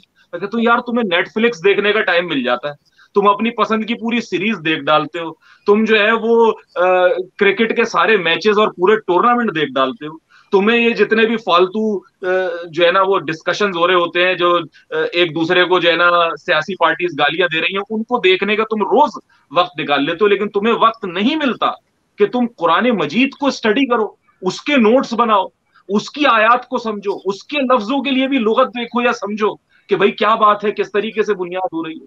ठीक है। तो और ये वो ये सिंसेरिटी की एसेंस है। मैं पर्सनल एक्सपीरियंस अपना बताऊं, मतलब बहुत सारे लोग नहीं एग्री करेंगे इससे, ठीक है। देखो मैं कोई प्रीचिंग या कोई टीचिंग तो कर नहीं रहा, मेरा तो जो सिर्फ मेरा सफर है मैं वो सामने रख रहा हूं। मैं आपको मजे की बात बताऊं, जब आपको ये दीन आपका मौजू बन जाता है ना जिंदगी का, और हम्म।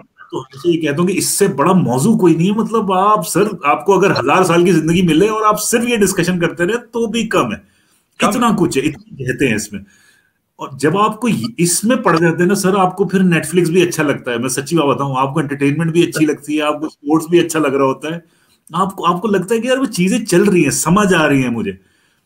अगर आपको नहीं समझ आती चीजें फिर तो सर बड़ा मुश्किल है।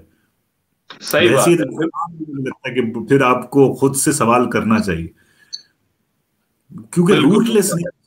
आपको रूट्स का पता, देखिए आप कोई भी राय कायम करें वो एक अलग बात है आपकी, लेकिन आपको रूट्स तो जाननी है ना, अपने रूट्स की तरफ तो जाना है। आप ये नतीजा निकाल लें कि भाई मरने के बाद कोई दूसरी जिंदगी नहीं होगी, हम्म। आप इस पे इत्मीनान कर लें, आप ये बात अपने जहन में अपने आप को इस बात पे तसल्ली दे दें और अपने आप को इस बात का एविडेंस प्रोवाइड कर दें। सर मुझे कोई एतराज नहीं, लेकिन सही बात। आपको ये साबित करना होगा अपने आप को, क्योंकि आप अपने आप को साबित नहीं कर सकते तो आप मुझे भी साबित नहीं कर सकते। वो ये प्रोफेसर दो। अहमद रफीक अख्तर साहब एक बड़े स्कॉलर हैं। वो ये बार बार कहते हैं कि यार मैंने बहुत चाहा कि खुदा का इनकार करूं। यानी हम्म। किसको जरूरत पड़ी कि भाई वो नमाजें पढ़े, वो इन सारी पाबंदियों को कि क्या खाना है, किससे ताल्लुक रखना है, कैसे बात करनी है, इतनी पाबंदियों में कौन जीना चाहता है। मैंने बड़ी कोशिश की कि खुदा का इनकार कर दूं, लेकिन जब मैंने दयानतदारी से मुताल्ला किया तो अब मैं हकीकत का इनकार कैसे करूं। यानी बिल्कुल है। हकीकत अब वो मेरी चाह के खिलाफ भी है, तब भी वो हकीकत है। ठीक है। और मेरी चाह के मुताबिक भी है, तब भी वो हकीकत है। तो मैं मजबूर हूं कि मैं खुदा के तसव्वुर को तस्लीम करूं। दयानतदारी से मुताल्ला जो है वो लाजमी है। देखो, मैं तो हमेशा एक बात ये सोचता हूँ कि चले आप मेरे खुदा को ना माने, ठीक है, लेकिन आपको खुदा को तो मानना है ना।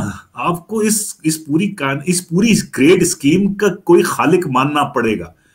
आप कहीं से भी घूम फिर के आ जाए, उसकी वजह यह कि अगर आप किसी खालिक को नहीं मानते अजीम, मुझे ही लगता है कि आप इस दुनिया में मौजूद सारी इखलाकी कदरों का, अपने इखलाकी वजूद का इनकार कर देते हैं। कोई भी चीज अपनी रीजनिंग नहीं छोड़ देगी, हर चीज अपनी रीजनिंग छोड़ देगी। अगर आप इस बात से हट जाएंगे यार हमने किसी को जवाब नहीं देना, हर चीज की रीजनिंग खत्म हो जाएगी। मैं जो झूठ को गलत समझता हूं, किस बुनियाद पे समझता हूं? मैं जो किसी को बुरा सर, इखलाकी कोई वो जवाब नहीं है, वरना इखलाकी जवाब पैदा ही यानी इखलाकी जवाबदेही होगा ना, जवाबदेही बुनियाद इखलाकी जवाब, वरना क्या इखलाकी जवाब है? अगर मैं ये तय कर लूं मुझे जवाब देना ही नहीं है सर, मैं तो सर जो चाहे करता फिर दुनिया में, मुझे फर्क ही नहीं पड़ता। बहुत शुक्रिया। मेरे ख्याल से इमरान, ये जो तुम्हारा सफर था ये मुझे भी समझ आया, और मुझे उम्मीद है कि किसी दर्जे जो है वो हमारे नाजरीन भी समझ पाए होंगे। तो अल्हम्दुलिल्लाह, मेरे ख्याल से ये इतना काफी है। लेकिन एक सवाल, जो आखिरी सवाल कह सकते हैं आज की नशिस्त का, वो मैं तुमसे ये करना चाहता हूँ कि तुम चूंकि यार मीडिया के अंदर मौजूद हो, अल्लाह ताला ने तुम्हें इज्जत दी, इसमें एक बड़े मकाम पर तुम मौजूद हो सारा कुछ करके, तो आज का जो नौजवान है जो मीडिया में काम करना चाह रहा है, मुझे बहुत से स्टूडेंट्स राब्ता करते हैं जिन्होंने मास कम्युनिकेशन के अंदर जो है वो डिग्रीज ले रखी हैं, या ऐसे लोग मुझे राब्ता करते हैं जो लिखना चाहते हैं, यानी वो ये चाहते हैं कि जी अच्छा कैसे लिखा जाए। तो जाहिर है मैं भी अपनी दानिश भर उनको मशवरे देता हूँ कि भाई ये लिखो, यूं बोलो। बास कहते हैं कैसे बोलना चाहिए, बास कहते हैं कैसे लिखना चाहिए, बास कहते हैं कैसे एतमाद आना चाहिए। लेकिन मैं तुमसे जो पूछना चाहता हूँ वो दो तनाजुर में बात पूछना चाहता हूँ। एक तो ये कि वो स्टूडेंट्स जिन्होंने मास कम्युनिकेशन की डिग्रीज ली हैं या जो मीडिया में आने में संजीदा हैं, उनके लिए तुम्हारी क्या एडवाइस होगी कि कैसे वो अपने करियर को परसू कर सकते हैं। और दूसरा ये कि एक अच्छा लिखने के लिए क्या लवाजमात हैं, या क्या मशवरा तुम दोगे एक नए लिखारी को कि अगर वो उसे अपनाए तो वो उसके सफर में मुआवनत कर सके। अजीम, अगेन मैं जैसे अब चूंकि मैं अब देखता हूँ नए लोगों को आ रहे हैं इंडस्ट्री में, राइटर्स हैं, कोशिश भी करते हैं लिखने की। एक तो मुझे जो सबसे बड़ी शिकायत होती है इन बच्चों से, ये लिखना शुरू कर देते हैं, ये पढ़ना शुरू नहीं करते। तो सबसे पहले लिखने के लिए पढ़ना बहुत जरूरी है। शॉर्ट टाइम शॉर्टकट कुछ भी नहीं है किसी भी चीज का। मतलब अगर हम ये सोचें कि यार अब बस जल्दी से बस मुझे लिखना आता है तो बस मेरा ड्रामा बन के चल जाए, या मेरी किताब पब्लिश हो, यार आज भी तुम्हें ये पता है कि मेरी दूसरी किताब भी मैंने खुद अपने पैसों से पब्लिश करवाई है। सही बात। तो हमारे ये हाल है, ठीक है। दूसरी बात ये कि आपने एक तो पूरी मेहनत, तो आप ये सोच ले, आप फोकस होना चाहिए कि आप राइटर बनना भी चाहते हैं या नहीं। क्योंकि आसान, मतलब ऐसा नहीं है कि आपने आज लिखना शुरू किया, कल कोई प्रोडक्शन हाउस आपको बुलाएगा, 10 एक्टर उस पर काम करने के लिए तैयार हो जाएंगे और उसके बाद आपको पैसे मिलना शुरू हो जाएंगे। ये एक पूरा प्रोसेस है, आपको इस प्रोसेस में डालना होगा अपने आप को, आपको अपने आप को इन्वेस्ट करना होगा। ये नहीं है जो लोग ये सोचते हैं कि यार ये बंदा कल नहीं आया भाई, तुमने उसकी पीछे की स्ट्रगल नहीं देखी, आपने उसको उस वक्त देखा, उसका काम उस वक्त देखा जब वो स्क्रीन पर नुमाया हुआ है। ऐसा ही है। उससे पीछे उसकी बहुत बड़ी स्ट्रगल है। और मैं सिर्फ अपनी बात नहीं, बहुत सारे लोगों की, जिनको हम कहते हैं यार ये नया राइटर था, ये नया एक्टर है यार, इसको पता ही क्या, वो भाई वो पिछले 10 साल से एड़िया रगड़ रहा था भाई। तो ये एक तो ये दिमाग से हटा दे। दूसरा, पैशन बहुत जरूरी है। देखिए ये शोबिज़ जरूर है, ये सिर्फ बिजनेस नहीं है। मतलब इवन आप बिजनेस भी जब करने जाते हैं, आप उसमें इन्वेस्टमेंट करते हैं, आपको इसमें अपना आप इन्वेस्ट करना पड़ेगा, अपने पैशन इन्वेस्ट करना पड़ेगा, आपको टाइम इन्वेस्ट करना पड़ेगा इसमें। पहली चीज तो ये है। दूसरी, जो ये लिखने वाले हैं उनके लिए मैं ये कहूंगा कि भाई ये करते की विद्या करने से आती है। आप इसको जितना करते जाएंगे उतना आप सीखते जाएंगे। ये किसी भी चीज के लिए बड़ा जरूरी है। एक एक्टर के लिए भी वो जितना काम करेगा उतना पॉलिश होता जाएगा, उतना ट्रेन होता जाएगा। तो एक तो पूरी दयानतदारी, पहले तो ये फोकस कर ले, पहले ये जान लें ये सलाहियत आप में है, आपने ये काम करना है या नहीं। देखें, मुझ जैसी शक्ल का आदमी अगर ये सोचे कि यार मैंने एक्टर बन जाना है, तो भाई ये नहीं हो सकता ना। मुझे सबसे पहले अपने आप को आईने में देखना पड़ेगा कि बॉस आप ठीक है, लेकिन आप इस काबिल नहीं है कि आप स्क्रीन पे आ सके। तो ये बड़ा जरूरी है। तो हमने सोचा यार चलो हम राइटर बन जाते हैं, उसने तो स्क्रीन पे भी नहीं आना, तो किसी ना किसी तरह काम चल जाएगा।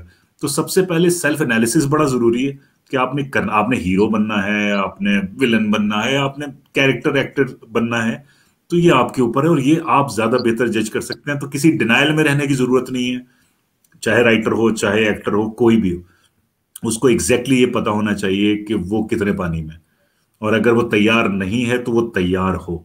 देखो ये काम हमने जब थिएटर शुरू किया था, खुदा की कसम अजीम, हमें नहीं पता था कि हम कभी अर्न कर, और उस वक्त करते भी नहीं थे।